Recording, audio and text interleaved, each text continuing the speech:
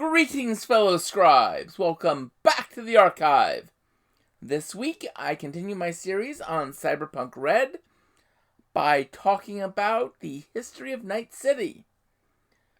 Night City is the default location, and unlike in other Cyberpunk games, is a 100% fictional location. It was created basically to be something different and as sort of a showcase of the dystopian cyberpunk world. And its history reflects that descent into dystopianism. So sit back, relax, and enjoy as we talk about the history of Night City. The story of Night City starts with one man's dream. Richard Knight. He had was a founder of a major real estate company that used cutting-edge architectural and structural engineering techniques to conduct mega projects. High-rise arcologies, small cities, that sort of thing. And he saw the collapse happening. He decided he wanted to build a city that would be safe from the collapse, that would protect the people who lived in it. This city would be self-sufficient and would be able to defend itself from any rate of marauders short of actual military invasion. And so he scoured the country. He came across a reference in a newspaper to the Morro Bay Massacre. What had happened was the small town of Morro Bay got caught in a war between go gangs and biker gangs. And a good chunk of the 10,000 people who lived in the community were killed. The rest fled. Because of this, because of the stigma attached to this, Richard Knight was able to buy the land for pennies on the dollar. He got help in doing this from the company Petrochem, which had already taken over the abandoned Dynergy power plant that was in that area, and was looking at turning it into an offshore port and terminal site for much of their oil and Chew-2 production. Now, he was also bankrolled by a company, Merrill, Asukaga, and Finch, a fairly significant banking company that wanted to turn the city into a financial hub. So that people wouldn't associate the new city with what had happened to the old city of Morro Bay. They named the bay the Del Coronado Bay because the city would be Coronado City. And things changed. One thing you have to remember is Richard Knight was an extremely charismatic person. So, while it was still officially Coronado City, colloquially, it was being called Knight's City. Part of the process of creating Coronado City was it needed land. You see, Richard Knight's plan was to make it a city with multiple ethnic neighborhoods or cultural neighborhoods, Little Italy, Little China, etc., etc., with a gleaming high-tech temple to capitalism of rising corporate megastructures as a corporate center of the city. To do this, he needed more land. How do you get more land? Well, you're on a bay. Tear down the hills and dump it in the bay. Dredge out the bay to make it a deep city harbor and use that for more fill. And that is how he raised the land, expanded a narrow sand spur to 10 miles, and overall gave him the land for most of the city. However, there was a problem. The construction work he required was cutting out the unions for use for most construction, because these were advanced, cutting-edge techniques, and most construction companies or standard construction companies didn't know them. On top of that was Knight's desire to make the city crime-free. I don't know how he had planned to do that, but hey, that was part of his dream. Utopias always have a problem, don't they?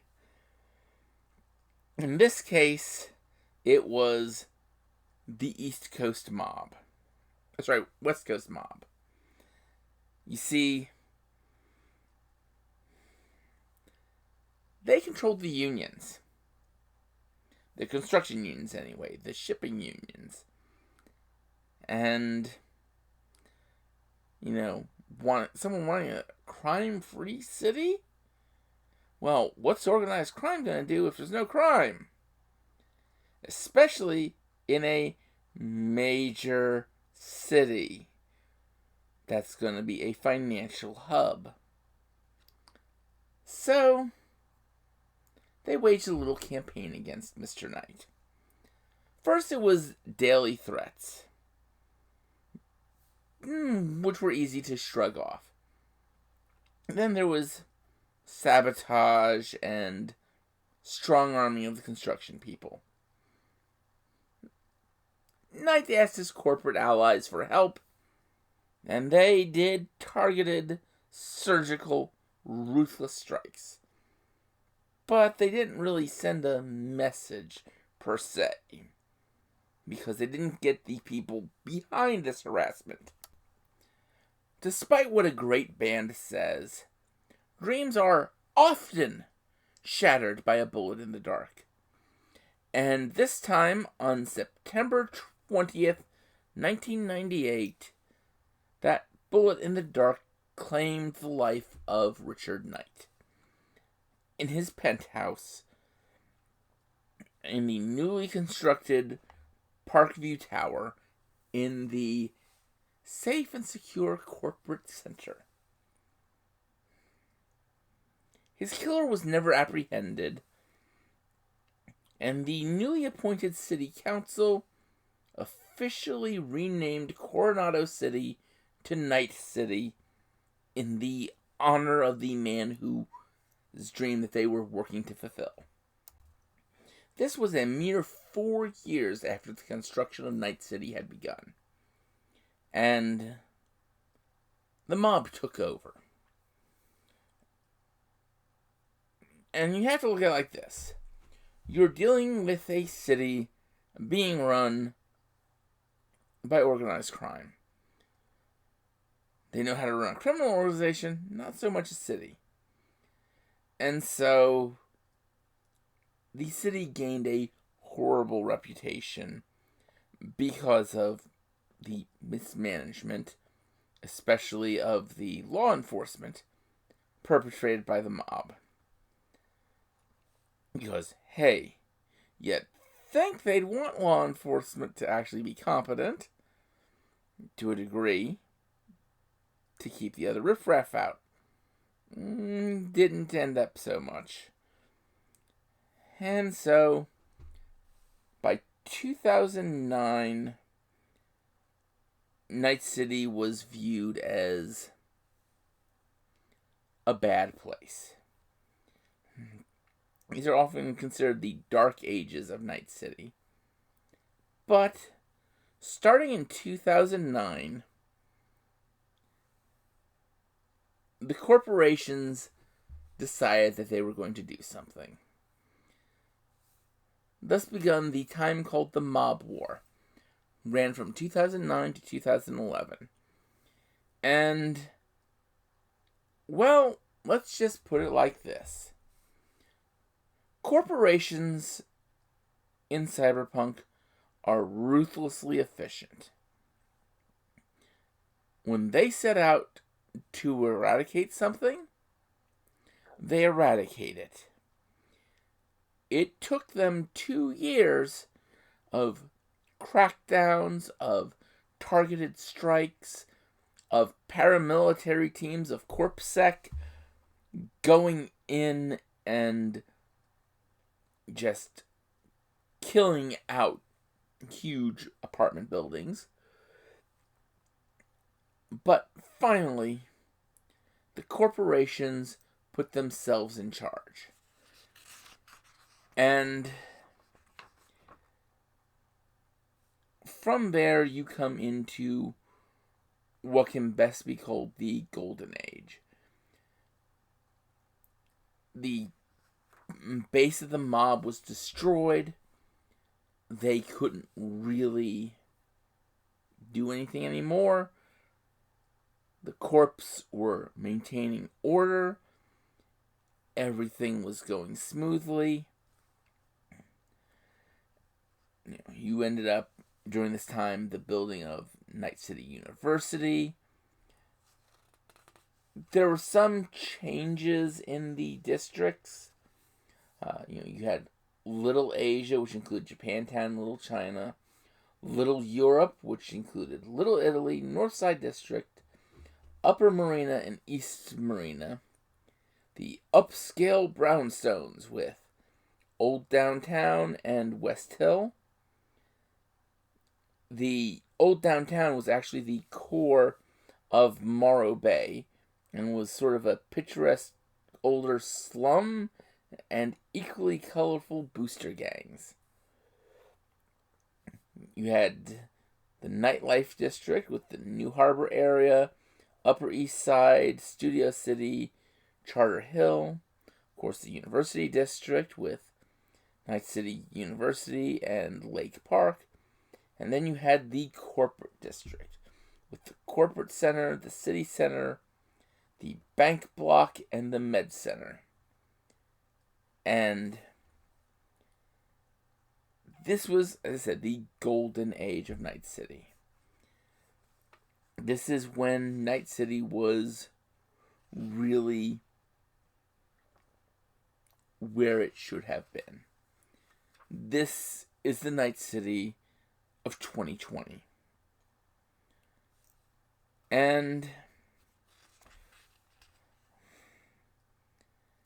not all things go good.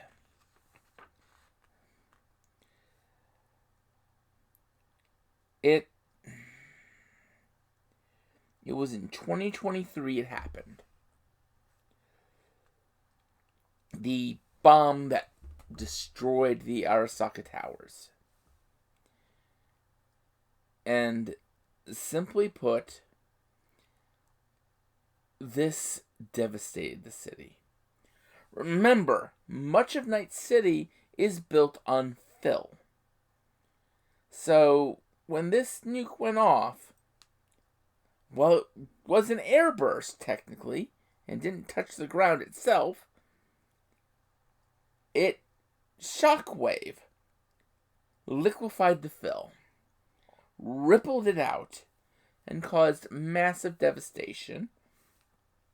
Additionally, since it blew up inside a building, Normally an air burst causes less fallout. In this case, it caused more fallout because the building was blown to literal dust, just spread out over the entirety of the city. And it takes years, decades, for Night City to start rebuilding. There were a few 100,000 killed in the blast, but most of the people were able to evacuate Night City, and then eventually they would start coming back, and the city begins rebuilding. They start scrubbing the radiation. They start replacing the fill, with many of the devastated buildings being used to create the new fill for Night City. And that leads us to today, or 2045, with Night City in a sort of state of, it's there, it's not dead, and it's rebuilding. It still has much work to do, but give it another decade or two, and it will be back to the shining city on a hill that Richard Knight dreamed of. But right now, you just gotta roll up your sleeves and get to work with that rebuilding. And that's the history of Night City, or at least an overview of the history. Next week, I'm going to talk about the overall setting of Cyberpunk Red, the world as it is, so to speak. Until then, I'd like you all to remember to have fun and keep gaming.